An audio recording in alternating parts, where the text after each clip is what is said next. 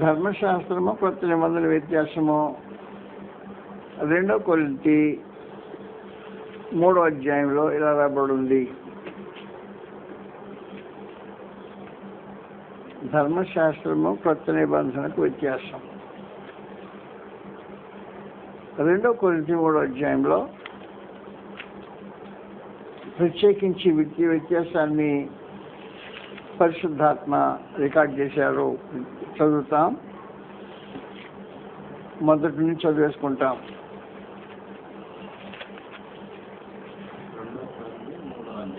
3వ అధ్యాయం నుండి మొదటి నుండి. మమ్మల్ని మేము తిరిగి మెప్పించుకుని మొదలు పెట్టుచున్నామా?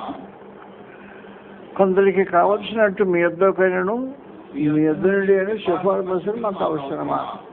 మా హృదయం మీద వ్రాయబడి ఉండి మనుషులందరూ తెలుసుకొనుచు చదువుకొనుచున్న మా పత్రిక మీరే కారా? రాతి పలక మీద గాని శిలాతో గాని వ్రాయబడక మెత్తని హృదయములు అను పలకల మీద జీవము గల దేవుని ఆత్మతో మా పరిచర్య మూలముగా వ్రాయబడిన క్రీస్తు పత్రికయే ఉన్నారని మీరు తేటపరచబడుతున్నారు. మొదటి సమాచారం. కొత్త నిబంధన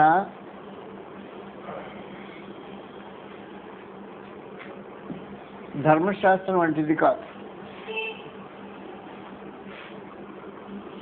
దానికి దీనికి వ్యత్యాసం ఉంది అని కొత్త నిబంధన చేసినప్పుడే దేవుడి సమాచారం తెలియజేశాడు. కొత్త నిబంధన ధర్మశాస్త్రం వంటిది కాదు. హెబ్రీలకు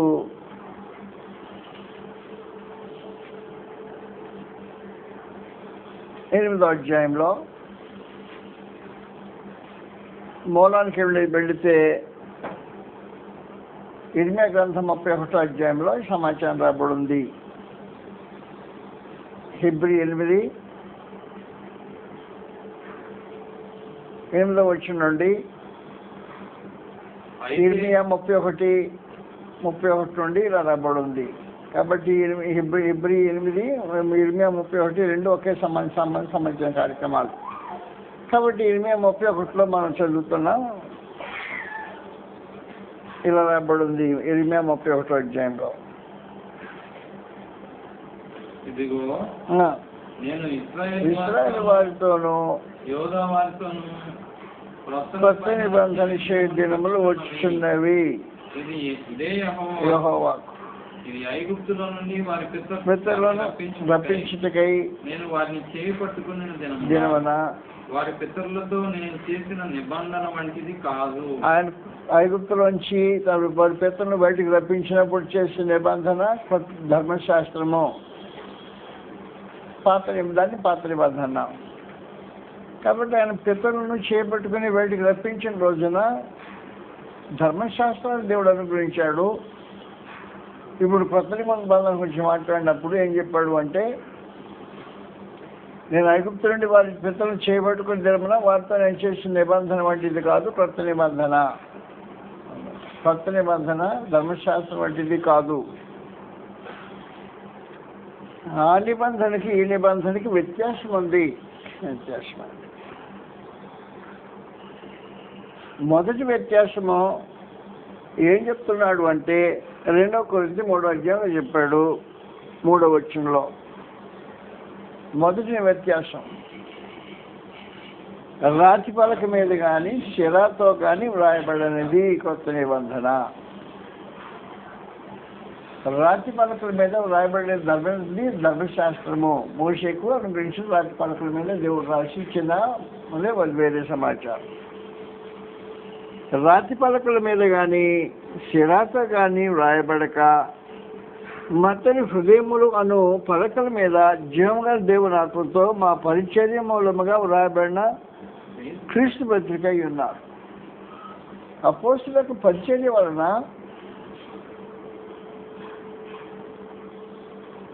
హృదయముల మీద వ్రాయబడిన కొత్త నిబంధన. హృదయముల మీద వ్రాయబడింది కొత్త నిబంధన. కాబట్టి మేము 31వ అధ్యాయంలో మరోసారి అక్కడ చూస్తే ఆయన ఏం చెప్పాడు అంటే కొత్త నిబంధన గురించి అది రాజపాలకులతో శిలాతో రాయబడిన కార్యక్రమం. ఇది వేరే. ఇది వారి మనసులో నా ధర్మ విధుల చెందును వారి హృదయముల మీద మీకు వర్షించడం అని చెప్పాడు. మనసులో ధర్మ విధులు హృదయముల మీద రాయబడిన కార్యక్రమం. కాబట్టి కొత్త నిబంధన ఇది 2 పలకల మీద రాయబడింది. పరలోకపు దేవుడు 2 పలకలు రాజ్యపాలకులు చెప్పి ఆ 2 రాజ్యపాలకుల మీద తన చేవరాతతో రాసి అది మోషే చేతికి ఇచ్చి పంపించాడు ధర్మశాస్త్రం. 2 పలకలు. కొత్త నిబంధనకు ఆయన 2 పలకలు ఉపయోగించాడు. ఒకటి వారి మనసులో ఒక మనసు అనే పలక మీద, రెండవది హృదయం అనే పలకల మీద. కాబట్టి 2 పలకలు దీనికి ఉన్నాయి, దానికి 2 పలకలు ఉన్నాయి. అవి రాతి పలకలు. కొత్త నిబంధన రాసింది రాతి పలకల మీద కాదు, మనసులో హృదయము అనే పలకల మీద రాయబడింది ధర్మశాస్త్రం. కాబట్టి వ్యత్యాసం గురించి మనం మాట్లాడేటప్పుడు రెండుకు ఉన్న వ్యత్యాసంలో ధర్మశాస్త్రము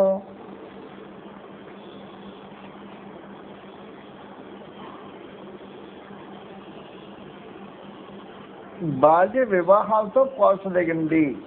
బాల్య వివాహాలతో పోల్చదగింది. బాల్య వివాహాలతో పోల్చదగింది అంటే పూర్వకాలం ఎప్పుడో బాల్య వివాహాలు ఉండేయంట. మనకు తెలియని రోజుల్లో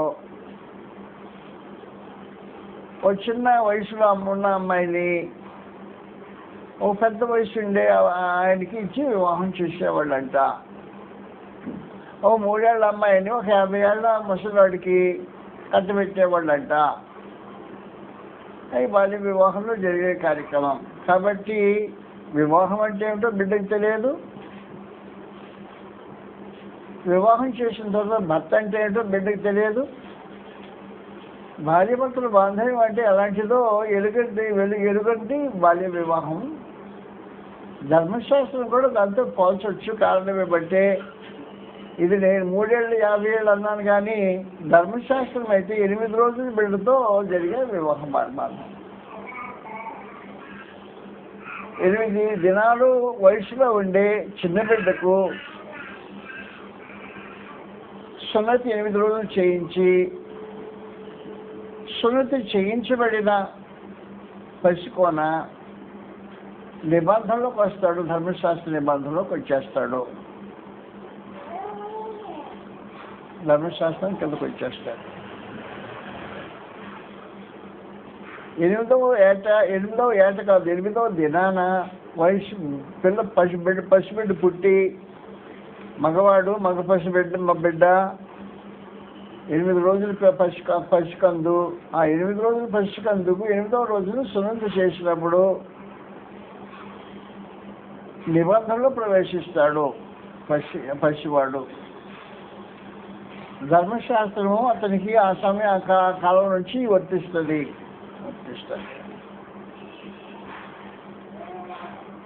ఇది ధర్మశాస్త్రం ఇలాంటిది.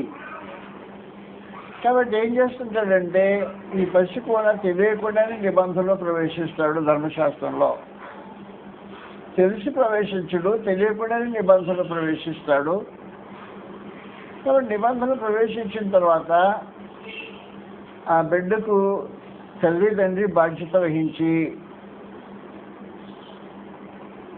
తాను ఎవరో,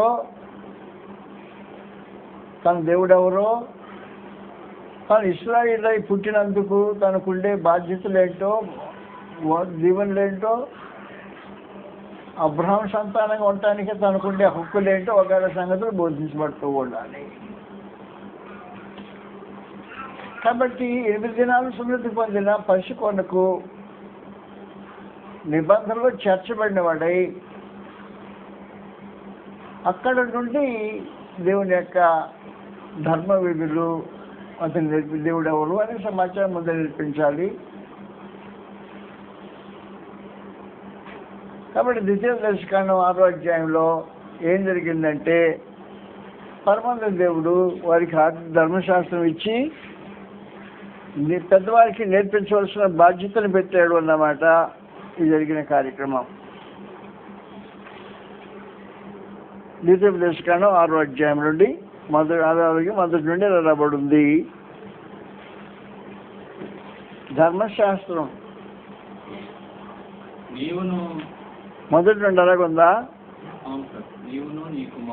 నీ కుమారుడును నీ దేవుడైన యెహోవాకు భయపడి నేను నీకు ఆజ్ఞాపించు ఆయన కట్టడలన్నీయు ఆజ్ఞలన్నీయు నీ జీవిత దినములన్నిటను గైకొనుచు నీవు దీర్ఘాయుష్మంతుడవగునట్లు మీరు స్వాధీనపరచుకున్నట్టుకు ఏరు దాటి వెళుతున్న దేశమందు మీరు జరుపుకొనుటకు మీకు బోధింపవలనని మీ దేవుడని యెహోవా ఆజ్ఞాపించే ధర్మమంతయు అనగా కట్టడలు విధులు ఇవే. కాబట్టి ఇశ్రాయేలు నీ పితరుల దేవుడైన యెహోవా నీతో చెప్పిన ప్రకారము కాలుకేను ప్రవహించు దేశంలో మేలు కలిగి బహుగా అభివృద్ధి నొందినట్టు నీవు వాటిని విని అనుసరించి నడుచుకొనవలెను.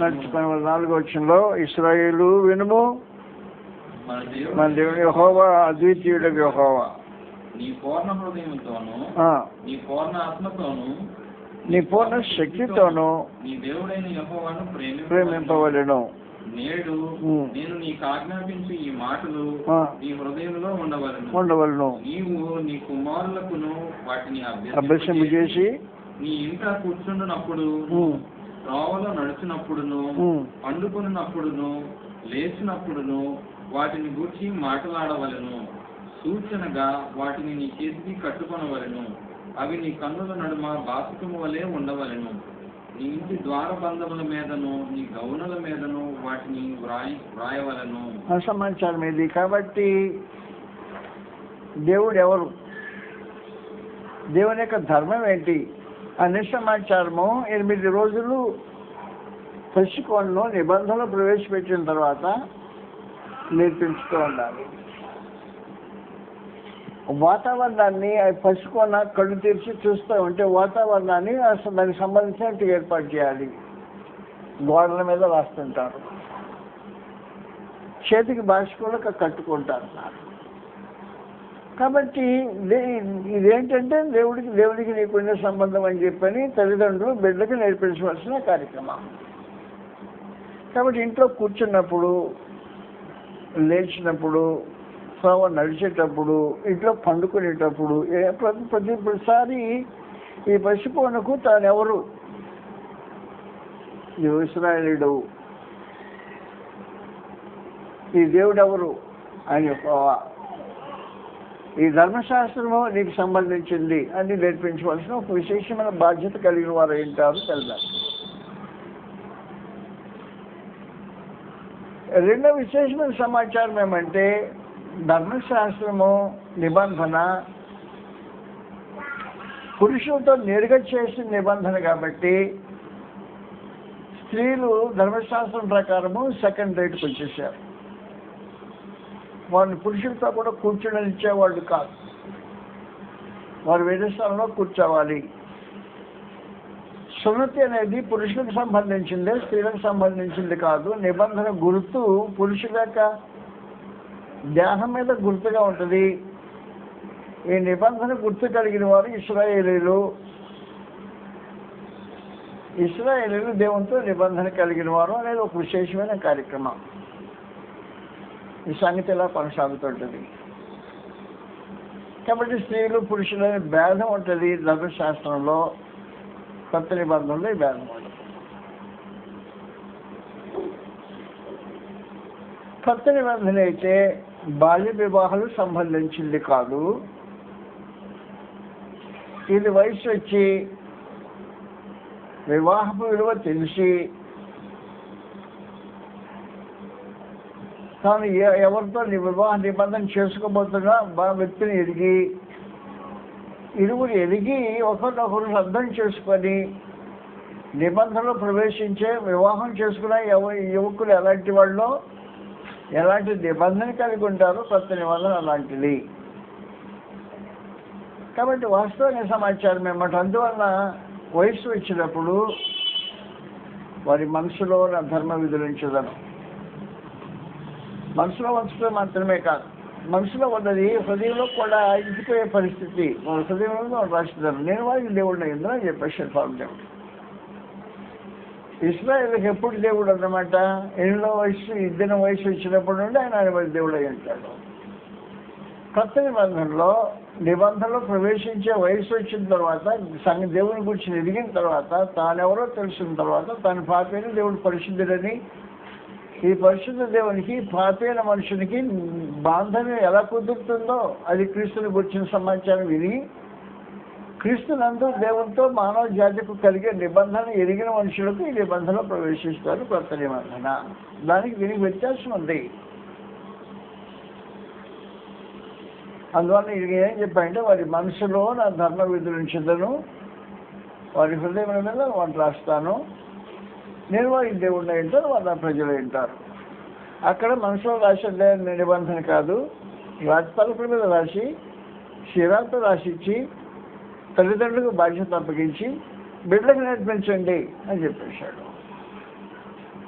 దానికి దీనికి వ్యత్యాసం. అందువలన ఆ నిబంధన విజయవంతంగా ఉండలేదు.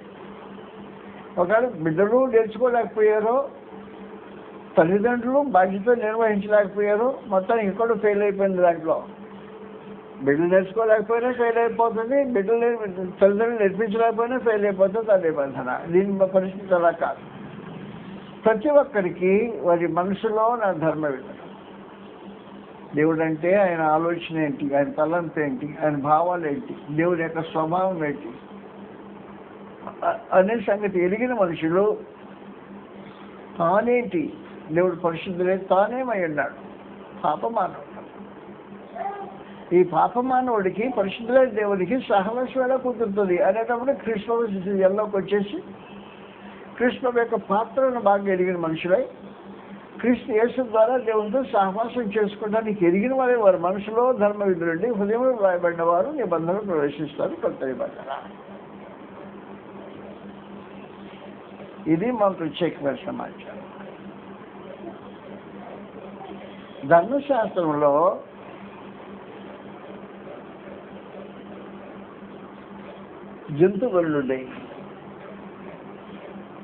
జంతువులు పాపాన్ని తీసివేయలేని జంతువులు ఉండేవి.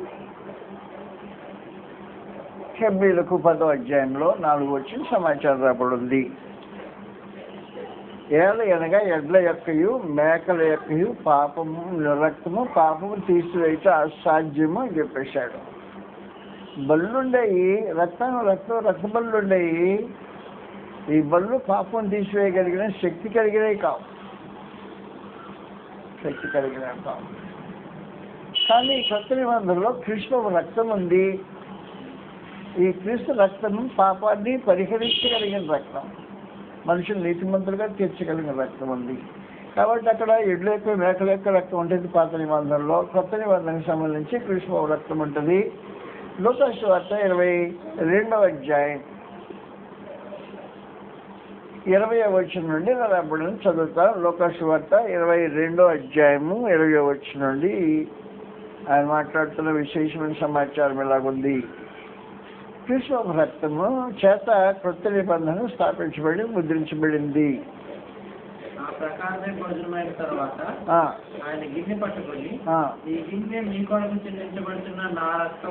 నా రక్త నిబంధన కొత్త నిబంధన క్రీస్తు యొక్క రక్తం చేత కొత్త నిబంధన స్థాపించబడింది. ఎడ్ల యొక్క మేకల యొక్క రక్తం చేత ధర్మశాస్త్రం స్థాపించబడింది. రెండుకి వ్యత్యాసం ఉంది. కాబట్టి వాస్తవానికి ఏం జరిగిందంటే వ్యత్యాసం. ఇది పాపాన్ని తీసివేయలేని బలులు, క్రీస్తు రక్తం పాపాన్ని తీసివేయగలిగిన బలి అర్పణ సంబంధించిన కార్యక్రమం. 9వ అధ్యాయంలో హెబ్రీ పత్రిక ఇలా రాబడిన చదువుతాం. హెబ్రీ 9వ అధ్యాయంలో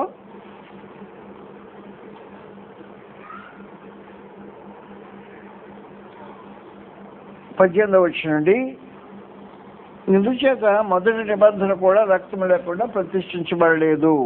ధర్మశాస్త్ర ప్రకారము మోషే ప్రతి ఆజ్ఞను ప్రజలతో చెప్పిన తర్వాత ఆయన నీళ్లతోనూ రక్తవర్ణము గల గొర్రెగొచ్చుతోనూ హిస్సోపుతోనూ కోడెల ఎప్పియు మేకల ఎప్పియు రక్తము తీసుకొని దేవుడు మీ కొరకు విధించిన నిబంధన రక్తం ఇదే అని చెప్పుచు గ్రంథము మీదను ప్రజలందరి మీదను ప్రోక్షించను. అదే విధంగా గుడారం మీదను సేవా పాత్రల మీదను రక్తమును ప్రోక్షించను. మరియు ధర్మశాస్త్ర ప్రకారము సమస్త వస్తువులను రక్తం చేత శుద్ధి చేయబడుననియు రక్తము చిందింపకుండా పాప క్షమాపణ కలుగదనియు సామాన్యంగా చెప్పవచ్చు. రక్త ప్రోక్షణ అనేది ఒక అవసరమైన కార్యక్రమం. కాబట్టి ధర్మశాస్త్రంలో జంతువులకు రక్తం పళ్ళు తీసుకొని హిస్సోపుతో చల్లి ప్రజల మీద ఈ రక్తం మీకు సంబంధించింది, ఈ గ్రంథానికి మీకు సంబంధం ఉందని గ్రంథం మీద ప్రజల మీద సేవా పాత్రల మీద కూడా చెల్లించేసేసాడు. అలాగన్న కొత్త నిబంధన కృష్ణ రక్తం చేత ప్రోక్షించబడిన నిబంధన. కృష్ణ రక్తం చేత ప్రోక్షించబడిన నిబంధన అంటే సేవా పాత్రలు, ప్రత్యేకించి ధర్మశాస్త్రం సేవా పాత్రలు వెండి పాత్రలు, బంగారం పాత్రలు ఉండేవి. గరిటలు, జీవులు వగారాలు అనేకమైన వస్తువులు ఉండేవి. కానీ ఇప్పుడు కొత్త నిబంధనలు సేవా పాత్రలు ఒకే సేవా పాత్ర హృదయంలోనే సేవా పాత్రలు. హృదయంలోనే సేవా పాత్రల మీద కృష్ణ రక్తం ప్రోక్షించబడుతుంటుంది. హృదయం ప్రోక్షించబడిన హృదయం కలిగిన వారు అంటాం. హృదయము మనస్సాక్షి పర్యాయ పదాలకు ఉపయోగించబడిన ప్రత్యేకమైన సమాచారం. కాబట్టి కొత్త నిబంధనలు ఏం జరుగుతుందంటే కృష్ణ రక్తము హృదయాల మీద ప్రోక్షించబడిన పరిస్థితిలో ఉంటుంది. హెబ్రీయులకు 10వ అధ్యాయంలో క్రీస్తు రక్తం కొత్త నిబంధన 10వ అధ్యాయంలో 19వ వచనం చదివేస్తాను కిందకి. సహోదరులారా, అది సంగతి మార్గమన జీవము గలదియు ఏర్పరచబడినది మార్గమన రక్తం వలన ప్రవేశించుటకు మనకు ధైర్యం కలిగి ఉన్నది కనుకను, గొప్ప యాజకుడు ఉన్నాడు కనుకను. అది సంగతి మనస్సాక్షికి కల్మషం తోర్చుకున్నట్లు ప్రోక్షించబడిన హృదయం గలవారు. కాబట్టి హృదయాలు దేవుని సేవా పాత్రలు ప్రోక్షించబడ్డాయి రక్తం చేత. ప్రోక్షించబడిన హృదయములు గలవారు నా చదివేశాయి. ఉదకం స్నానం చేసిన వారిని చేయగలవారు అయింది. విశ్వాస విషయంలో సంపూర్ణ నిశ్చత కలిగి యథార్థమైన హృదయంతో మనం దేవుని సన్నిధానంలోకి చేరుతాం. కాబట్టి వాస్తవానికి కొత్త నిబంధనకి ప్రవేశించావు అంటే నీ హృదయము కృష్ణ రక్తంతో ప్రోక్షించబడిన పరిస్థితిలో ఉంటుంది. హృదయం కృష్ణ రక్తంతో ప్రోక్షించబడితే మనస్సాక్షికి కల్మషం తోర్చుకున్నట్లే కార్యక్రమం జరుగుద్ది. కాబట్టి గ్రంథం ఏం చెప్పిందంటే మనస్సాక్షికి కల్మషము తోర్చుకున్నట్లు ప్రోక్షించబడిన హృదయములు గలవారు. కొత్త నిబంధనలలో ప్రవేశించిన వారికి మనస్సాక్షి దోషారోపణ ఉండదు. ఆ దోషము కృష్ణ రక్తం హరించేస్తుంది. ధర్మశాస్త్రంలో మనస్సాక్షి దోషారోపణ మిగిలిపోయే ఉంటుంది, తీసివేయలేదు. ఎడ్ల యొక్క మేకల యొక్క రక్తము పాపాన్ని తీసివేయలేదు. కాబట్టి ఆరాధించే వారి యొక్క మనస్సాక్షి పాపజ్ఞప్తి కలిగే ఉంటుంది. హెబ్రీ 10వ అధ్యాయంలో మొదటి నుండి ధర్మశాస్త్రము రాబోచున్న మేలులో ఛాయగలదే కానీ ఆ వస్తువుల యొక్క నీ స్వరూపం కలది కాదు కనుక ఆ యాజకుడు ఏటేట ఎడతెగకుండా అర్పించి ఒక్కటే విధమైన బలు వాటిని తెచ్చి వారికి అన్నడు సంపూర్ణ శుద్ధి కలుగు చేయలేరు. అలాగూ కలుగు చేసిన ఎడల సేవించే వారు ఒక్కసారి సిద్ధిపరచబడిన తర్వాత వారి మనస్సాక్షికి పాపజ్ఞప్తిక ఉండదు కనుక అర్పించడం మానుదురు కదా విషయం. కాబట్టి ధర్మశాస్త్రం వల్ల జరిగే ఆ బళ్ళు వల్ల మనస్సాక్షికి పాపజ్ఞప్తి ఉంటుంది. పాపజ్ఞప్తిని తీసివేయలేని బలులు అవి. కొత్త నిబంధనలో కృష్ణ యొక్క రక్తము మనస్సాక్షి యొక్క పాపజ్ఞప్తిని తీసివేస్తుంటుంది. కాబట్టి నీవు క్రీస్తు సంబంధివని నీవు ఉన్న చోటనే తెలుసుకోవచ్చు. లేదు నువ్వు క్రీస్తు సంబంధి కాదని ఉన్న చోటనే నువ్వు తెలుసుకోవచ్చు. దీనికి ఎక్కడో పోయి సోది చెప్పక్కర్లా, సోదరకక్కర్లా. ఏమయ్యా నేను రక్షించబడ్డానా? సోదరక అక్కర్లేదు. క్రీస్తు రక్తం చేత ప్రోక్షించబడిన మనుషులు సోదికి వెళ్ళి, లేదా ఏ ప్రీచర్ దగ్గరికి వెళ్ళి, ఒక పెద్ద ఆయన దగ్గరికి వెళ్ళిపోయి, ఒక మహా సైడ్ దగ్గరికి వెళ్ళిపోయి నేను రక్షించబడ్డానని ఎవరిని విచారించక్కర్లేదు. నువ్వు కూర్చున్న చోట్ల ఉండే నువ్వు తెలుసుకోవచ్చు, నేను రక్షించబడ్డాను, నా మనస్సాక్షికి ఒక పాప గట్టి తీసివేయబడింది అనే సమాచారం తెలుసుకోవచ్చు. ధర్మశాస్త్రంలో ఈ ఏర్పాటు, ఈ వెసులుబాటు లేదు. ధర్మశాస్త్రంలో ఏముంది అంటే మనస్సాక్షి పాపం గట్టి పాప దోషారోపణ చేస్తుంటుంది. కాబట్టి ఆ యాజకుడు ఎడతెగకుండా అర్పించి ఒక్కటే విధమైన బళ్ళు వాటిని తెచ్చువారికి అన్నడు సంపూర్ణ సిద్ధి కలుగు చేయ నేరవు. అలాగూ చేయగలిగిన ఎడలా సేవించేవారు ఒక్కసారి శుద్ధిపరచబడిన తర్వాత వారి మనస్సాక్షికి పాప జ్ఞప్తి ఇక ఉండదు కనుక అర్పించడం బాగుంటుంది కదా. కాబట్టి ధర్మశాస్త్రంలో పాప జ్ఞప్తి ఉంటుంది, కొత్త నిబంధనలో పాప జ్ఞప్తి ఉండదు. పాప జ్ఞప్తి ఉండలేదు అంటే నువ్వు రక్షించబడ్డావు, నీ పాపాలు కడిగివేయబడ్డాయి, తుడిచివేయబడ్డాయి తెలుసుకోవచ్చు. ఎక్కడుంటే అక్కడే ఉన్న చోటనే. నా మనస్సాక్షి పాప జ్ఞప్తి లేని మనస్సాక్షి, నేను రక్షించబడ్డాను, నేను దేవుని బిడ్డని అని నువ్వు తెలుసుకోవటానికి ఆధారమైంది కొత్త నిబంధన. ధర్మశాస్త్రం ఇలాంటి వెసులుబాటు లేదు. కాబట్టి ధర్మశాస్త్రంలో ఉండే పరిస్థితి వేరు, కొత్త నిబంధనలో ఉండే పరిస్థితి వేరు. ధర్మశాస్త్రము వాటిని తెచ్చేవారికి ఎడతెగకుండా నడిపించి ఒక్కటే విధమైన వాళ్ళు తెచ్చేవారికి ఎన్నడూ సంపూర్ణ సిద్ధి కలుగు చేయ నేరవు. అలాగూ చేయగలిగిన ఎడలా సేవించి వారు ఒక్కసారి శుద్ధిపరచబడిన తర్వాత వారి మనస్సాక్షి, ఎవరి మనస్సాక్షి వారికి స్వాధీనం, ఎవరి మనస్సాక్షి వాళ్ళలో ఉంటుంది. ఇంకొకరు ఈ మనస్సాక్షిని గురించి చెప్పాల్సిన అవసరం లేదు. ఎవరి మనస్సాక్షి వారికే సాక్ష్యం ఇస్తుంది. ఈ మనస్సాక్షి నీకు సాక్ష్యం ఇస్తుంది.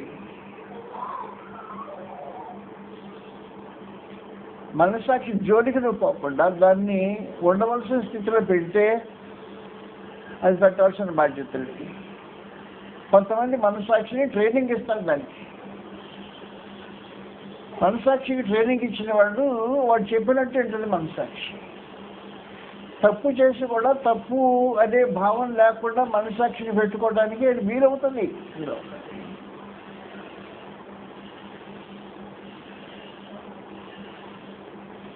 చెన్నై పెరంబూర్లో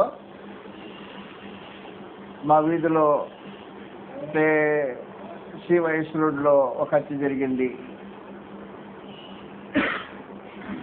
పొడి చేసే చంపేసాడు, నేడికి వెళ్తున్నాడు, మెల్లంగా వెళ్తున్నాడు. మనిషి పారిపోట్లా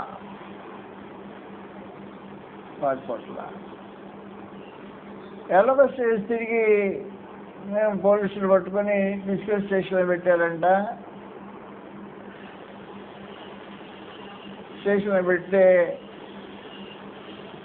ఒక పోలీసు ఆయన ఈ హత్య చేసిన వాళ్ళు ఎదిరించడానికి ప్రయత్నం చేసిందంట.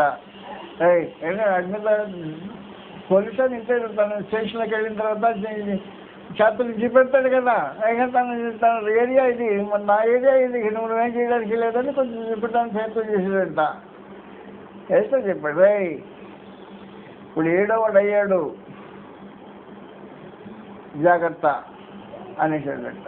7గురు చంపాడు వీటితో పాటు, 7గురు అయిపోయారా అనేది నీతో వీటితో పాటు జాగ్రత్త అనేసి అంటే అతో అయిపోయాడు సమాచారం. అందువల్ల మనస్సాక్షికి దోషం, హత్య చేసిన దోషారోపణ కూడా మనుషునికి లేని ఒక రూపంగా మనస్సాక్షిని తద్బీ చేసుకోవచ్చు.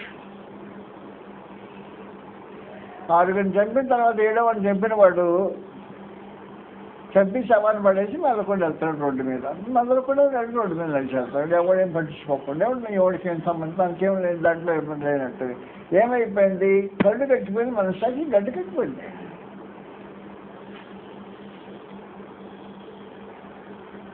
సరే ఎంక్వైరీ వగారాలు మనిషిని పట్టేశారు, స్టేషన్కి తీసుకెళ్ళిపోయారు, స్టేషన్లో పెట్టారు, దాన్ని కటకల్లో పెట్టేశారు, కలెక్ట్ అయిపోయింది.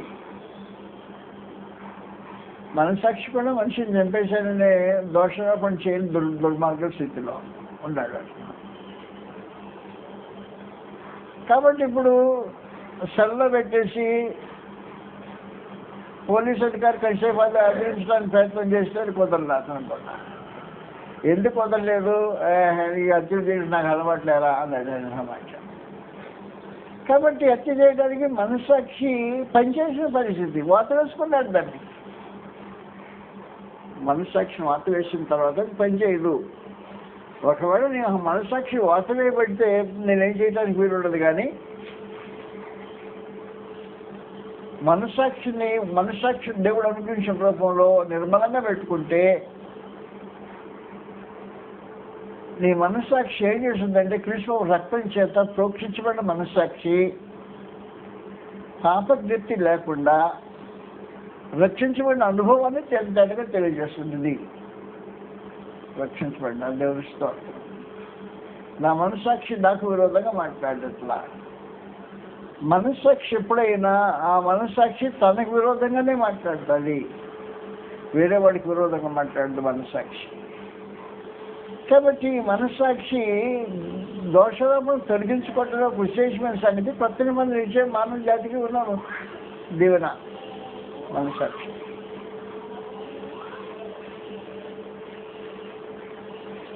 మొదటి పేతురు పత్రిక 3వ అధ్యాయంలో 21వ వచనంలో మనస్సాక్షిని గురించిన సమాచారం ఇలా తెలియజేయబడింది. 3వ అధ్యాయం దానికి సాదృశ్యమైన బాప్తిస్మము ఇప్పుడు మిమ్మల్ని రక్షించుతున్నది. శరీర మాలిన్యము తీసివేయట కాదు, కానీ పునఃస్నానం మూలముగా దేవుని విషయమై నిర్మలమైన మనస్సాక్షినిచ్చి ప్రత్యుత్తరమే. నిర్మలమైన మనస్సాక్షి ప్రత్యుత్తరం చెప్తుంటుంది. దేవుని విషయంలో నా మనస్సాక్షి నిర్దోషమైనది అని చెప్పేది మనస్సాక్షి యొక్క విశేషమైన సమాచారం. ఈ మనస్సాక్షి యొక్క స్థితిని ధర్మశాస్త్రం ఇచ్చేది కాదు. ధర్మశాస్త్రం ఇచ్చేది కాదు. కారణం ఏమంటే ఆ యాజకులు ఎడతెగకుండా అర్పించి ఒక్కటే విధమైన బలులు వాటిని తెచ్చి వారికి ఎన్నడూ సంపూర్ణ స్థితి కలుగజేయ నేరవు. అలాగూ చేయగలిగిన ఎడల సేవించేవారు ఒకసారి శుద్ధపరచబడిన తర్వాత వారి మనస్సాక్షికి పాప జ్ఞప్తిక ఉండదు కనుక వాటిని అర్పించడం మానుదురు కదా అనేసారు. ధర్మశాస్త్రంలో కొత్త నిబంధన వ్యత్యాసం గురించి మాట్లాడుతున్నాం మనం. కొత్త నిబంధన మానవ జాతికి దేవుడు ప్రసాదించిన అద్భుతమైన వరం. దేవుడు నిబంధనలో మనుషులతో క్రీస్తు యేసు రక్తం వల్ల కొత్త ఒక నిబంధనలో ప్రవేశించుతాడు. దేవుడు మానవ జాతితో చేసే నిబంధన కొత్త నిబంధన. ఇది దేవుడు చేసే నిబంధన. దేవుడు చేసే నిబంధనలో ఏం చెప్పాడు అంటే, నేను వారి అతిక్రమం విషయమే దయ కలిగి వారి పాపములు ఎన్నడూ జ్ఞాపకం చేసుకోను అని చెప్పేశాడు. దేవుడు దయతో ఆలోచన చేసి నీ పాపాన్ని జ్ఞాపకం చేసుకొని భాగ్యము దేవుడు మనుషులు కలిగించింది కొత్త నిబంధనలో. దేవుడు మర్చిపోయే దేవుడు కాదు. దేవుడు తన స్వభావాన్ని బట్టి దేన్ని మర్చిపోడు.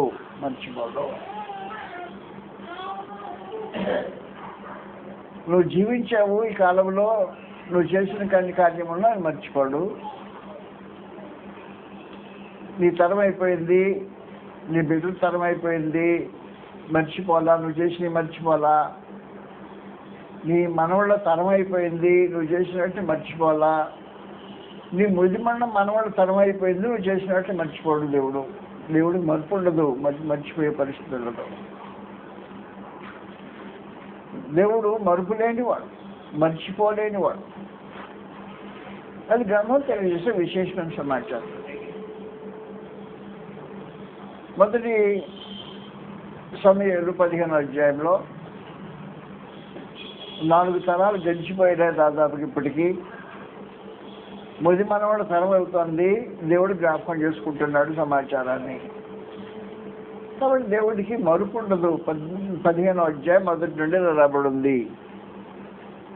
ఒకానొక జన్మున సమూయేలు సౌలును పిలిచి యెహోవా ఇశ్రాయేలులకు తన జనముల మీద నిన్ను రాజుగా అభిషేకించుటకై నన్ను పంపెను.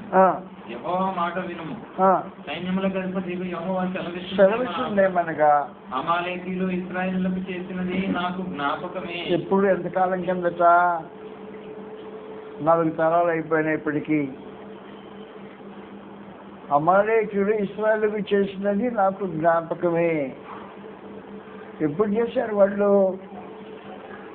చెప్పు, ఎప్పుడు చేశారో చదువు. వారు ఐగుప్తులో నుంచి రాగానే అమాలేకీయులు వారికి విరోధులై మార్గమందు వారి మీదకి వచ్చింది కదా. జాగ్రత్త గుర్తుపెట్టుకోండి. వాళ్ళు ఐగుప్తు నుంచి బయటకు వచ్చిన తర్వాత అరణ్య ప్రయాణంలో 40 సంవత్సరాలు అరణ్య ప్రయాణ కాలం. కనాన్ దేశాన్ని సమీపించిన తర్వాత భూమి ఆక్రమించుకోవడానికి 50 సంవత్సరాలు. 40, 50, 90 ఏళ్ళు. నెక్స్ట్ న్యాయాధిపతులకు 350 సంవత్సరాలు రమారమి. ఎన్ని వందల సంవత్సరాలు అయినాయి? 350, 440 సంవత్సరాలు. ఇప్పుడు సౌలు రాజు అయ్యాడు. ఒక 10 సంవత్సరాలు వేసుకో, 450 ఏళ్ళు వేసుకో రమారమి. 450 సంవత్సరాలు అయిపోయిన తర్వాత ఆ 450 సంవత్సరాల కింద జరిగిన సంగతి నాకు ఇప్పుడు జ్ఞాపకం ఉంది అంటాడు ఆయన. దేవుడు మర్చిపోయేవాడు కాదు. రమారమి 450 సంవత్సరాలు అయిపోయిన తర్వాత అమాలేకీయులు ఇశ్రాయేలుకు చేసినది నాకు జ్ఞాపకమే. కాబట్టి దేవుడు పాపాన్ని మర్చిపోయేవాడు కాదు. ఆయనకి అసలు ఏమి సంగతి మర్చిపోయేవాడు కాదు. ఆ రోజు జరిగించింది పాపమే.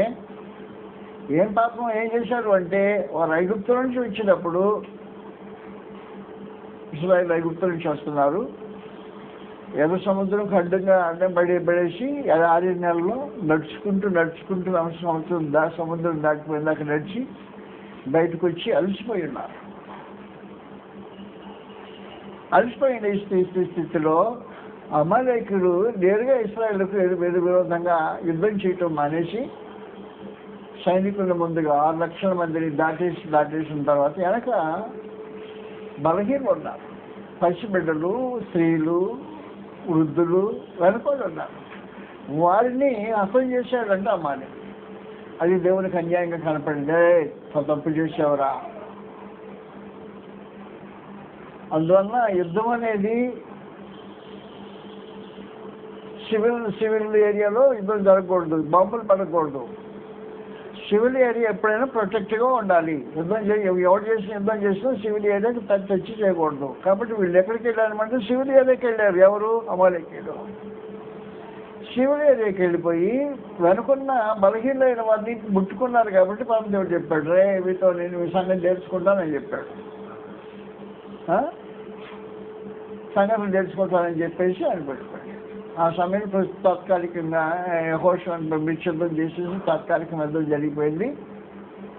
అమాలేకీయుల మీద కొంచెం జరిగిపోయిన తర్వాత పరమదేవుడు తన ధర్మశాస్త్రం రాయించిపెట్టాడు. అమాలేకీయులు ఏం చేశారో తెలిసిన సివిలియన్స్ మీద యుద్ధం జరిగించారు. అంగీకరించే పరిస్థితిగా సివిలియన్ మీద యుద్ధం జరిగించకూడదు. ఇది నేరం. ఇది అందుకని గ్రంథం రాయించేసి 450 సంవత్సరాలు అయిపోయిన తర్వాత చెప్తున్నాను. నాకు జ్ఞాపకమే. ఆ రోజు 450 సంవత్సరాల కింద ఏం చేశారో నాకు ఇప్పుడు జ్ఞాపకమే. అందువల్ల దేవుడు మనుషులు చేసిన పాపాన్ని ఎంతకాలమైనా జ్ఞాపకం పెట్టుకుంటాడు, మర్చిపోడు. నువ్వు మర్చిపోతావు నువ్వు చేసిన పని. నీ దోషం నువ్వు మర్చిపోవచ్చు. నీ చెడుతనాన్ని, నీ దుష్టత్వాన్ని, నువ్వు చేసిన అసహ్యమైన కార్యం చేసి మర్చిపోవచ్చు. కానీ దేవుడు మర్చిపోడు. కాబట్టి కొత్త నిబంధన ప్రకారం ఏం చేస్తున్నాడంటే, నేను వాటిని జ్ఞాపకం చేసుకోను. మర్చిపోతానని చెప్పలా, జ్ఞాపకం చేసుకోను. అమాలేకీయుల పాపాన్ని నేను జ్ఞాపకం చేసుకున్నాను, కానీ నిబంధనలో ప్రవేశించిన మీ పాపాన్ని నేను జ్ఞాపకం చేసుకోనని కొత్త నిబంధనలో వాగ్దానం చేశాడు. ఇది కొత్త నిబంధన. కాబట్టి కొత్త నిబంధనలో ఉండే రెండో విశేషమైన సమాచారం ఏమంటే, మొదటి సమాచారము వారి మనసులో ధర్మ విధులుస్తాను, హృదయంలో రాస్తాను, మొదటి సమాచారం. రెండో విషయం ఏం చెప్పాడు అంటే, వారి అతిక్రమల విషయమే నేను దయకలిగి ఉంటాను, దయపెడతాను. కాబట్టి వారి పాపాన్ని నేను జ్ఞాపకం చేసుకోను అని చెప్పాడు. రెండో వాగ్దానం చేశాడు పరమదేవుడు. కొత్త నిబంధనలో రెండో వాగ్దానం చేసి నీ పాపాన్ని జ్ఞాపకం చేసుకోడు. ఆయన నీ పాపాన్ని జ్ఞాపకం చేసుకోకపోతే నీ మనస్సాక్షి దోషారోపణ ఉండదు. అది ఆయన జ్ఞాపకం చేసుకోవడానికి, నీ మనస్సాక్షి పాపం జ్ఞాపకం నీ దోషారోపణ లేకుండా ఉండడానికి క్రీస్తు మధ్యలో వస్తాడు. ఆయన రక్తం చేత మనుషులు పాపాన్ని కడిగి వేస్తాడు. కొత్త నిబంధన చేసే రెండో విశేషమైన సమాచారం. నువ్వు ఎక్కడున్నా రక్షించబడిన స్థితిని అనుభవించవచ్చు. ఏ స్థలంలోనైనా, ఏ ఇబ్బందులోనైనా రక్షించబడ్డావు అనే స్థితిని అనుభవం ఉంటే జీవితంలో దేన్నైనా ఎదుర్కోవడానికి శక్తి ఉంటుంది, ధైర్యం ఉంటుంది, మనసు నెమ్మది ఉంటుంది. నీవు దేవుని బిడ్డవు అనే సమాచారం నీకు గ్యారంటీ ఉంటుంది. అందువల్ల కొత్త నిబంధన చేసే రెండవ మహత్తరమైన ఉపకారం. నీ మనస్సాక్షి దోషారోపణ తీసేస్తాడు, పాపాన్ని జ్ఞాపకం చేసుకోడు. ఆయన జ్ఞాపకం చేసుకుంటే నీ మనస్సాక్షి దోషారోపణ చేస్తుంటుంది, చెప్తా ఉంటుంది. నీ మనస్సాక్షి దోషారోపణ చేస్తే దేవుడు జ్ఞాపకం చేసుకుంటుంటాడు. ఈ కార్యక్రమం జరుగుతుంది. కాబట్టి కొత్త నిబంధనలు ఏం చేస్తాయంటే, నువ్వేం చేసావో నాకు అనవసరం, కృపలో క్షమించేస్తాను, క్షమాభిక్ష పెట్టేస్తాను, జ్ఞాపకం చేసుకోనని చెప్పేసి. కాబట్టి పాప క్షమాపణ అనేది కొత్త నిబంధన యొక్క విశేషమైన దీవెన. కొత్త నిబంధనలో పాప క్షమాపణ లభిస్తుంటుంది మామూలు.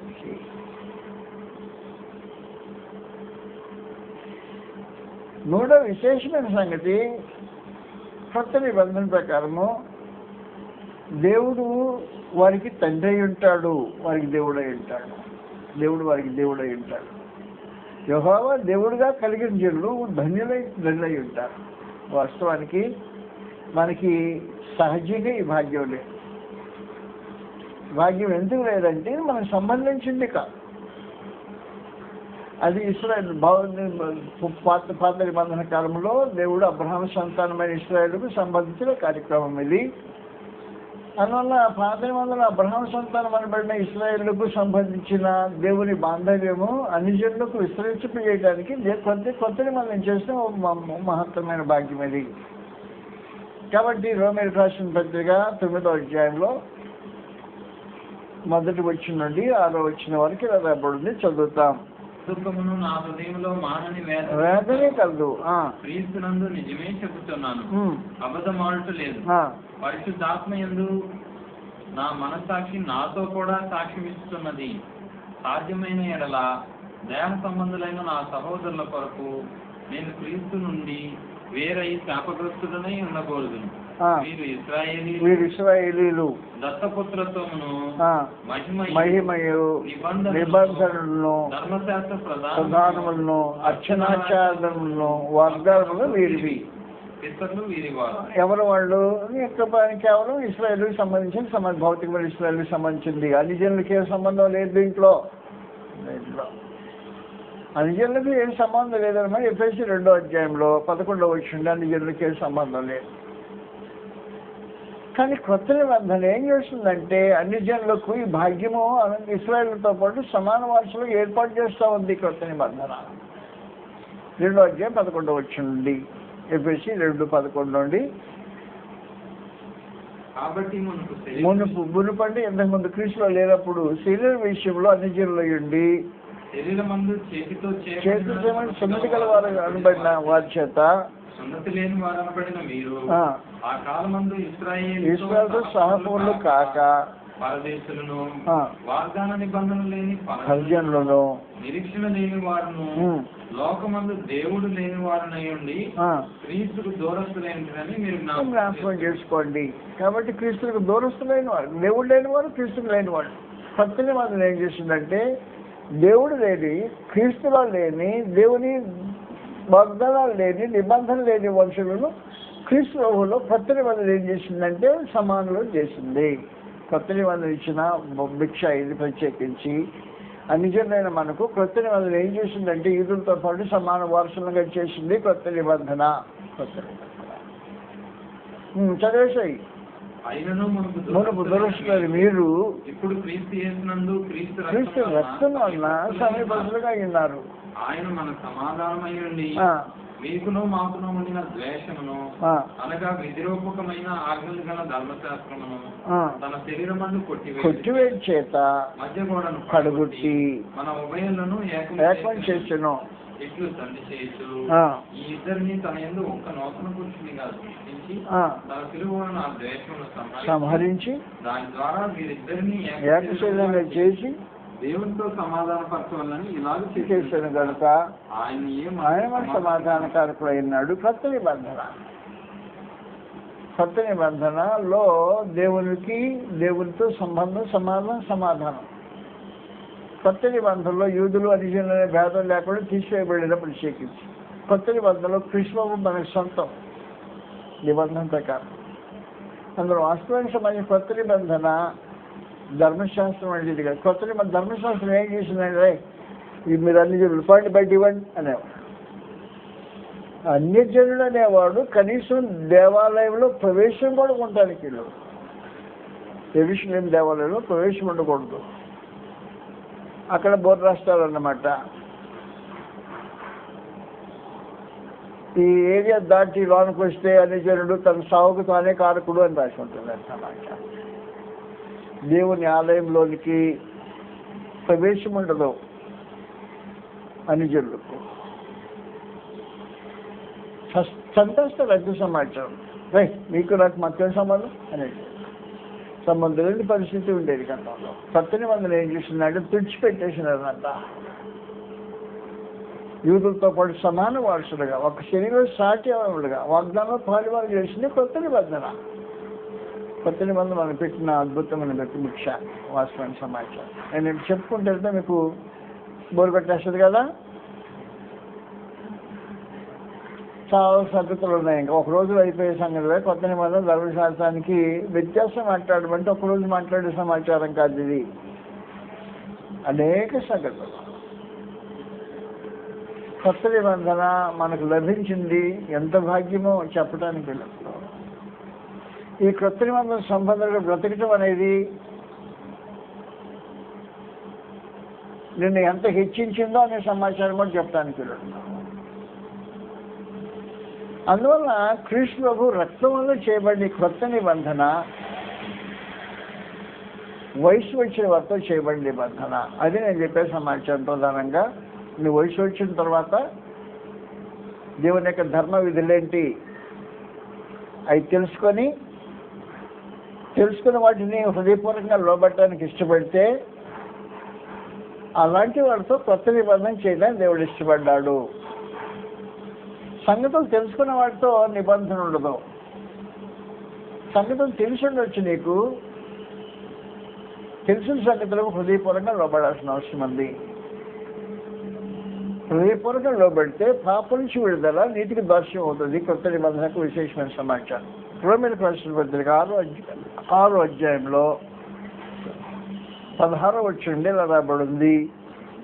నన్ను క్షమించండి, నేను ఎక్కువసేపు మాట్లాడితే నన్ను మన్నించాలి. నేను మాట్లాడుతూనే ఉంటే అలవాటు కాబట్టి మాట్లాడుతుంటాను. మీకు ఎక్కువైతే తోస్తే మానేసుకు ముగించేసుకుందాం. రోమీయులకు రాసిన 6వ అధ్యాయం. లోబడుటకు దేనికి మిమ్మల్ని మీరు దాసులకు అప్పగించుకుందరో అది చావు నిమిత్తం పాపమునికే కానీ నీతి నిమిత్తం విధేయతకే కానీ లోబడుదురో దాసులు మీరు ఎరుగుతారా? పాపమునకు దాసులు అయింటది. అది కొత్త నిబంధన, ఉపదేశ క్రమము, క్రమమైన ఉపదేశం. ఏ ఉపదేశ క్రమమునకు మీరు అప్పగింపబడుతారో దానికి హృదయపూర్వకంగా పడిన వారై పాపం నుంచి విడుదల పొందే నీతికి దాసులు అవుతారు. కొత్త నిబంధన అద్భుతమైన పాపం నుంచి విడుదల, నీతికి దాస్యం అనే ఈ కార్యక్రమం కొత్త నిబంధన మానవ జాతికి పెట్టే విశేషమైన భిక్ష. ఉపదేశ క్రమం, క్రమమైన ఉపదేశం అపోస్తుల బోధ. కాబట్టి అపోస్తలుల బోధ అనే క్రమమైన ఉపదేశానికి హృదయపూర్వకంగా లోబడితే పాపం నుంచి విడుదల, నీతికి దాస్యమైన 2 కార్యక్రమాలు జరుగుతాయి. పాపం నుంచి విడుదల అంటే ఉదయం చెప్పాను నేను మీకు, జ్ఞాపకం ఉంటే పాపము కాటు యొక్క విషయంలో నుంచి విడుదల. నీది లోపల విషయం ఉండటానికి ఛాన్స్ లేకుండా విడిపించే కార్యక్రమం. పాపం యొక్క స్వభావం స్వభావం విషయంలో రూపంలో కనిపెడుతుంటుంది మనుషుల్లో. దాని నుంచి విడుదల ఏం చేస్తుంటే హృదయపూర్వకంలో పడడం పాపం నుంచి విడుదల చేసి విషయం లాగేసి నీతికి దాసులు చేసే విశేషమైన కార్యక్రమం. కొత్త నిబంధన చేసే మానవ జాతికి జన్మకొచ్చే దేవున కొత్త నిబంధన, క్రీస్తులో రక్తం చేత ముద్రింపబడే నిబంధన, దేవుడు మనుషులతో చేసుకున్న నిబంధన ఒప్పందం.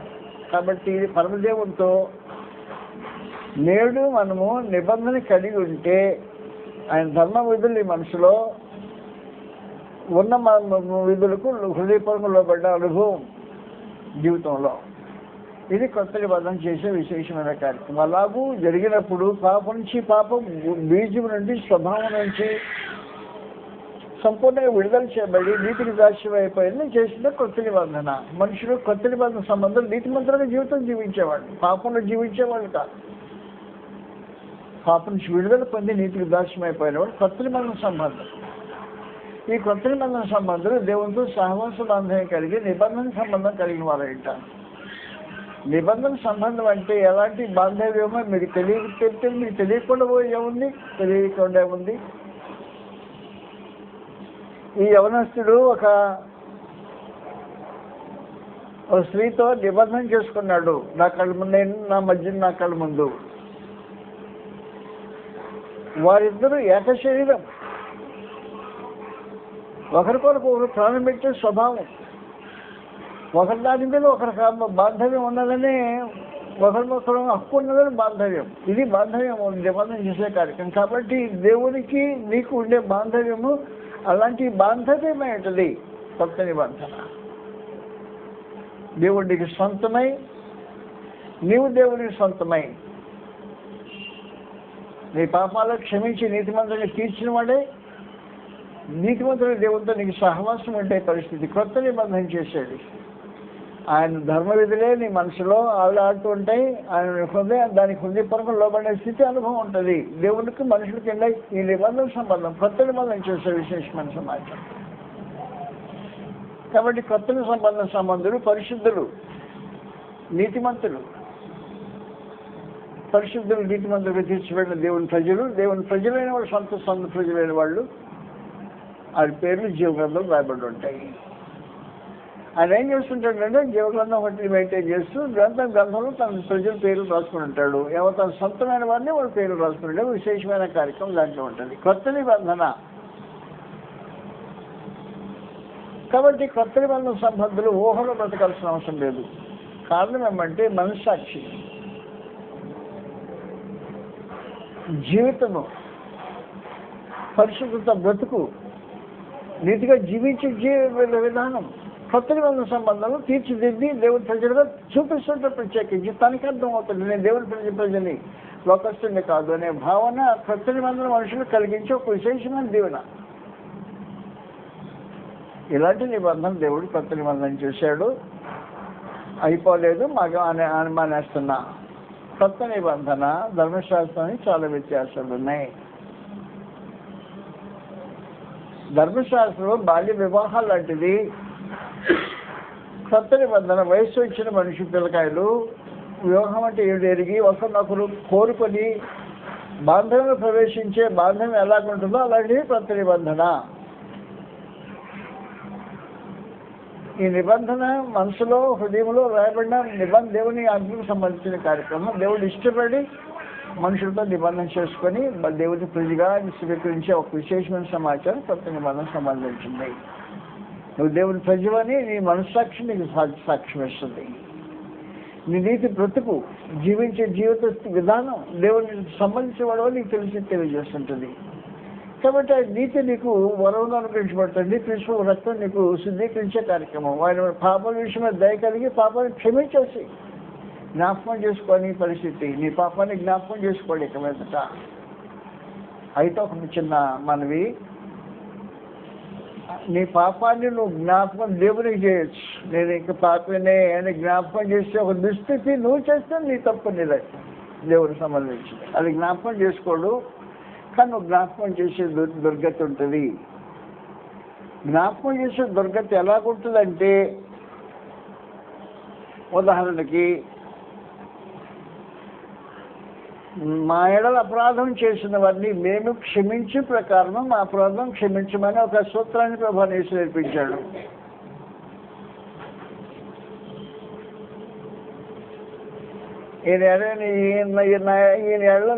ఈయన పాపం చేశాడు అనుకున్నాం. ఉదాహరణకి చేసాడు అనుకో, నా ఎడల అపరాధం చేస్తే నేను ఈయన్ని క్షమించాలా? క్షమించలేదనుకో, క్షమించకుండా దాన్ని పగదీర్చుకొని రావచ్చు. నేను ఎప్పుడైతే పెట్టుకున్నానో అప్పుడు ఆయన నా పాపం జ్ఞాపకం చేసుకుంటాడే, క్షమించలా ఉన్నాయి అంటాడు అన్నమాట. కాబట్టి పాప క్షమాపణ స్వభావాన్ని అనుగ్రహించేది కొత్త నిబంధన. ఇతరుల పాపాలు క్షమాపణ, ఇతరులు క్షమించే స్వభావం కొత్త నిబంధన అనుగ్రహించేది దేవుడు. కాబట్టి ఇంట్లో భార్యాభర్తల మధ్యలోనేమి, తల్లిదండ్రుల మధ్యలోనేమి, సమాజంలోనేమి, ఉద్యోగ విషయాల్లోనేమి, ఎక్కడైనా కానీ ఎవరైనా మన ఇలా అపరాధం చేస్తే వారిని క్షమించే భావన కొత్త నిబంధన అనుగ్రహించే దేవుడు. నా మనిషి క్షమించేస్తాం. ఆ జ్ఞాపకం పెట్టుకోం, పగబెట్టుకోం, దాన్ని మనసులో పెట్టుకొని ప్రతీకారం తీసుకునే భావన కలిగిన వాళ్ళు కొత్త నిబంధన సంబంధాలు కాదు. కాబట్టి కొత్త నిబంధన ఏం చేస్తుంటుందంటే క్షమా బుద్ధి కలిగి ఉంటుంది. ఆ క్షమాబుద్ధితో నీ పాపాలు జ్ఞాపకం చేసుకొని విశేషమైన కార్యక్రమం జరుగుతుంది. గ్రంథంలో చెప్పిన ఒక ఉదాహరణ ఏంటంటే, ఒక అతను 10,000 తలాంతులు ఒక రాజుగారికి అప్పుపడ్డాడంట. 10,000 తలాంతులు అంటే తలాంతు 3,600, 10,000 తలాంతులు 10,000 3,600 ఇంటూ 10,000 3,60,00,000 రూపాయలు అప్పు పడ్డాను నేను దేవరాజుకి. రాజుగారు పిలిచాడు అంటే ఇప్పుడు పిలిచాడు, అయ్యా నమస్కారం అండి, నీ అకౌంట్ తీరా అయ్యాక అకౌంట్ తీశాడు. ఏంట్రా నీ అప్పు 3,60,00,000 రూపాయలు అప్పు ఉందేంటి అని అడిగాడు. అయ్యా కడతానండి. ఏడాది కడతావు, ఇన్ని భార్యని పిల్లలు అమ్మేసాడు, కలిగినంత అమ్మేయమన్నాడు. అన్ని అమ్మేసినా కూడా వచ్చేటట్టు 3,60,00,000 అప్పు వచ్చేటట్టు లేదు. అయ్యా క్షమించమని దండం పెట్టిందే సరిపోరా అన్నాడు. ఏమిటి బయటికి పోతున్నా, బయటికి పోతే రోడ్డు మీద ఒక మనిషి కనపడ్డాడు. నాకు 50 రూపాయలు ఇవ్వాలి ఆ మనిషి. 50 రూపాయలు 50 రూపాయలు పట్టుకుని కాళ్ళు పట్టుకుని గుంజేసి ఏంటి నన్ను డబ్బు కట్టినా అప్పు కట్టలేదు అని. అయ్యా కట్టాను నాడు బతిమాలుతున్నాడు. బతిమాలేదు లేదు, ఇది లేదు, పద అన్నాను. పోలీస్ స్టేషన్ తీసుకెళ్ళిపోయి అప్పగించేశాను. అప్పుడు ఈ రిపోర్టు రాజుగారి దగ్గరికి వెళ్ళిపోయింది. ఏమని వెళ్ళిపోయింది, అయ్యా ఇప్పుడే కదా ఇంకా 3,60,00,000 రూపాయల అప్పు చెల్లించి నువ్వు క్షమించావు కదా, వాడు తోటి మనిషి 50 రూపాయల అప్పు క్షమించలేకపోయాడు దౌర్భాగ్యుడు అని చెప్పని రిపోర్ట్ వెళ్ళాడు. నన్ను మళ్ళీ పిలిచారు రాజు కదా, రాదా అన్నట్టు వచ్చాడు. ఏంటి 50 రూపాయలు క్షమించలేకపోయావా? 3,60,00,000 రూపాయల అప్పు నేను క్షమించాను కదా,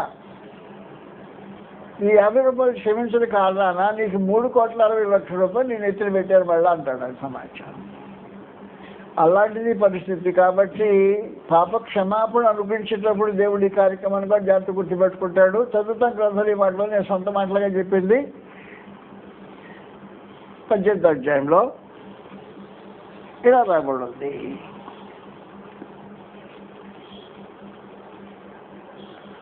సహోదరుని హృదయపూర్వకంగా క్షమించే ఒక భావన, బుద్ధి కొత్త నిబంధన మనుషులకు నేర్పించే ఒక విశేషమైన పాఠమై ఉంది.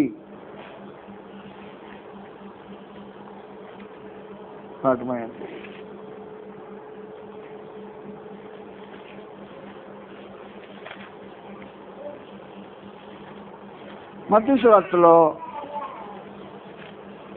18వ అధ్యాయం గ్రంథం తెలియజేసే విశేషమైన సమాచారం రాబడింది, చదువుతాం. కాబట్టి కొత్త నిబంధన ఏం కోరుతుందంటే క్షమాబుద్ధి కలిగి ఉండాలి నాయన అనేది ఒక విశేషమైన పాఠం కొత్త నిబంధన డిమాండ్ చేసే విశేషమైన సమాచారమైంది. చదువునాయన. ఆ సమయమున పేతురు ఆయన యొద్దకు వచ్చి, ప్రభువా, నా సహోదరుడు నా ఎడల తప్పిదము చేసిన ఎడల 18వ అధ్యాయం 21వ వచనం. ఆ సమయంలో పేతురు ఆయన యొద్దకు వచ్చి, ప్రభువా, సహోదరుడు నా ఎడల తప్పిదము చేసిన ఎడల నేను ఎన్ని మార్లు ఎవరిని క్షమించవలను?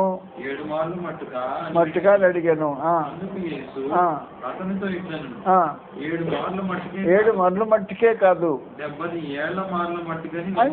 70 ఏళ్ల మార్లు మట్టుకు. 7 అనేది పరిపూర్ణమైన సంఖ్య. అది 7 మల్టిపుల్స్ 10 టైమ్స్ మల్టిపుల్స్ అన్నమాట. అంటే పరిపూర్ణమైన క్షమాభిక్ష పెట్టాలా. కాబట్టి క్షమాభిక్ష అనేది సంపూర్ణంగా పెట్టాలా. క్షమా స్వభావం కలిగి ఉండాలి మనుషుడు అనే ఒక సిద్ధాంతాన్ని కొత్త నిబంధన తెలియజేస్తుంది. మనుషుడికి క్షమాబుద్ధి కలిగి ఉండాలా. కొత్త నిబంధన డిమాండ్ చేసే విశేషమైన సమాచారం. చదువు. కావున పరలోక రాజ్యం చదివేసి.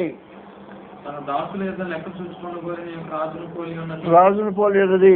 అతను లెక్క చూసుకొని మొదలు పెట్టినప్పుడు అతనికి 10,000 తలాంతులు అశ్చర్యమయ్యొకడు అతని యొద్దకు తేబడెను. అప్పు తీర్చుటకు వాని యొద్ద ఏమీ లేనందున వాని యజమానుడు వాని భార్యను పిల్లలను వానికి కలిగిన యావత్తును అమ్మి అప్పు తీర్చవాలని ఆజ్ఞాపించాడు. కాబట్టి ఆ దాసుడు అతని ఎదుట సాగిలపడి మ్రొక్కి, నా ఎడల ఓర్చుకొనుము, నీకు అంతయు చెల్లించునని చెప్పగా ఆ దాసుని యజమానుడు కనికరపడి వారిని విడిచిపెట్టి వాని అప్పు క్షమించెను. అంత 3,60,00,000 రూపాయలు క్షమించాడు. అయితే ఆ దాసుడు బయటకు వెళ్ళి తనకు 3 దేనారములు 50 రూపాయలు వచ్చి అప్పుకున్నామని కనుగొన్నాడంట. తన తోడి దాసులలో ఒకరిని చూచి వాని గొంతు పట్టుకొని, నీవు వచ్చి ఉన్నది చెల్లింపుమనెను. అందుకు వాని తోడి దాసుడు సాగిలపడి, నా ఎడల ఓర్చుకొనుము, నీకు చెల్లించదునని వారిని వేడుకొని గాని వాడు ఒప్పుకొనక అర్చనంతా చెల్లించే వరకు వారిని చెరసాలలో వేయించాడు. పోలీస్ స్టేషన్ చెరసాలలో వేయించేశాడు. కాగా వాని తోడి దాసులు జరిగినది చూచి దుఃఖపడి వచ్చి జరిగినంతయు తమ యజమానికి జరిగిన సంగతి చెప్పేశాడంట. అప్పుడు వాని యజమానులు వారిని పిలిపించి, నీవు నన్ను వేడుకొంటివి కనుక నీ అప్పంతయు క్షమించితిని. నేను నిన్ను కరుణించిన ప్రకారం నీవును నీ తోడి దాసుని కరుణింపవలసి ఉండను కదా. 3,60,00,000 క్షమించితే 50 రూపాయలు క్షమించలేవా అని అడిగాడా. అందుచేత వాని యజమానుడు కోపపడి తనకు అత్యున్నదంతయు చెల్లించే వరకు బాధపరచు వారికి వారిని అప్పగించెను. నీలో ప్రతివాడును తన సహోదరుని హృదయపూర్వకముగా క్షమింపని ఎడల నా పరలోకపు తండ్రి ఆ ప్రకారమే మీ ఎడల చేయను అని చెప్పేది కొత్త నిబంధనలో ఉండే ప్రధానమైన సూత్రం. గుర్తుపెట్టుకోండి, క్షమాబుద్ధి కలిగి ఉండాలా. కొత్త నిబంధనలో క్షమాబుద్ధి కలిగిన వాడు కృప అనుభవిస్తుంటాడు. అందువల్ల ప్రభు ఏం చెప్పాడంటే, మా ఎడల అపరాధం చేసిన వారిని మేము క్షమించిన ప్రకారము మా అపరాధం క్షమించమని కోరాడు. కాబట్టి నువ్వు ఎలా క్షమిస్తావో నీ అపరాధం క్షమించబడాలని ప్రభుని కోరినప్పుడు ఈ సమాచారం నాకు జాగ్రత్తగా ఆలోచించాల్సిన అవసరం ఉంటుంది. కొత్త నిబంధన ఏం కోరుతుందంటే క్షమాబుద్ధి కలిగి ఉండు. నేను క్షమించేస్తున్నాను, నీ మీద జ్ఞానం లేదు, నీ పాప క్షమాపణ అనుగ్రహించేశాను, నీ మనస్సాక్షి దోషారోపణ తీసేశాను, నీకు రక్షణ అనుగ్రహించాను, నీకు నీతిని అనుగ్రహించాను, నీ క్రీస్తు యేసులో జీవం అనుగ్రహించేశాను, నా రాజ్యంలో నీకు పాలు భాగం అనుగ్రహించేశాను, సంఘంలో సభ్యత్వం అనుగ్రహించేశాను, నా జీవగ్రంథంలో పేరు రాశాను, నీకు సంపూర్ణంగా కొత్త నిబంధన ప్రకారం అనుగ్రహించి రావాల్సిన దేవుళ్ళని అనుగ్రహించేశాను. అయితే ఒకటి నేనేం కోరుతున్నానంటే, నీ ఎడల ఎవరైనా అపరాధం చేస్తే క్షమించే బుద్ధి కలిగి ఉండు అని కోరుతున్నా. లేకపోతే మొత్తం తుడిచేస్తానని చెప్పిన సమాచారం జాగ్రత్తగా చెప్పేసి కొత్త నిబంధన సమాచారం తెలియజేశాడు. అన్నమాట జాగ్రత్త గుర్తుపెట్టుకునే అవసరం ఉంది. కుటుంబాల్లోనేమి, అన్నదమ్ముల మధ్యలోనేమి, సమాజంలోనేమి, క్రీస్తు సంఘంలోనేమి క్షమాబుద్ధి కలిగి ఉండటం అనేది దేవుడు కోరుకున్న విశేషమైన సంగతి కొత్త నిబంధన ప్రకారం.